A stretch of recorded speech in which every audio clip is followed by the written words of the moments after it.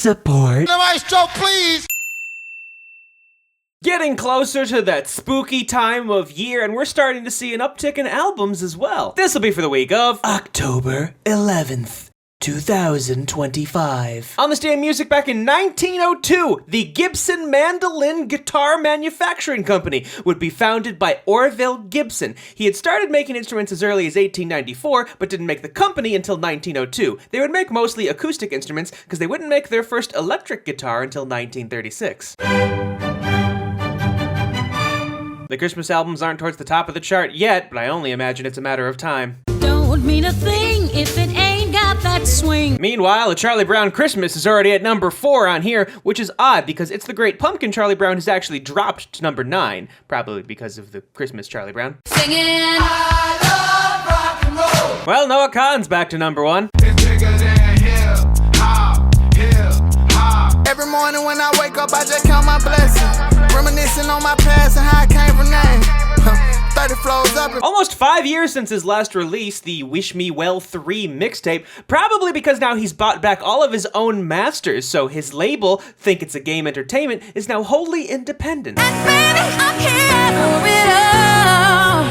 Here for the glory, the shake, so it's that. Album number 16 from Mariah Carey, and while this didn't make it into the top 5 on the Billboard 200, it is the top 10, which makes her the third most female artist with top 10s on the Billboard 200, surpassing Taylor Swift. That being said, I have a sneaking suspicion Taylor Swift is gonna get that spot back again. Money on money, these millions, you dig? I'm spending this shit on my bitch and my kids. I'm sending the bit, not the beans. This motherfucker pink slip. Album number 4 from Young Thug, following up 2023's Business is Business, and his first album since he, was released from prison after doing a non-negotiated plea deal to a bunch of Giorgio Rico charges. Obviously, the opening of the album references all of that.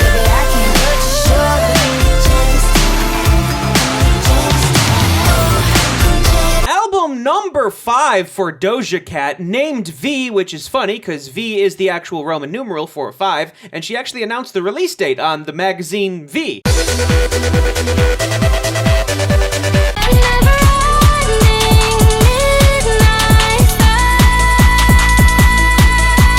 Album number 5 from Zara Larsson. Oddly enough, the title Midnight Sun is based off a Swedish summer. Because it's so far up north, you will actually get the sun still at midnight. And now I need some help from the maestro, please!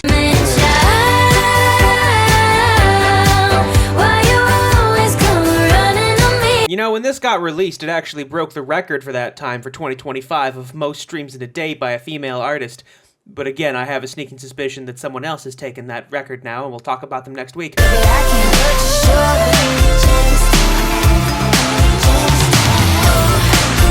I will say, this is a bit more of a pop-focused record, obviously still a lot of rap in it, but in comparison between Scarlet and Planet Her, I would more sooner compare this to Planet Her.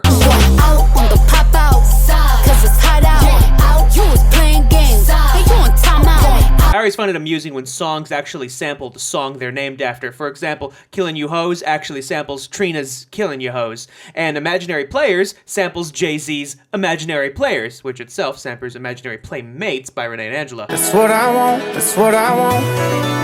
That's what I want, that's what I want, that's what I want. It's gone 3 times platinum in Canada, but has yet to get any certification in the US, given I guess Canada's metrics are a little lower than the US's.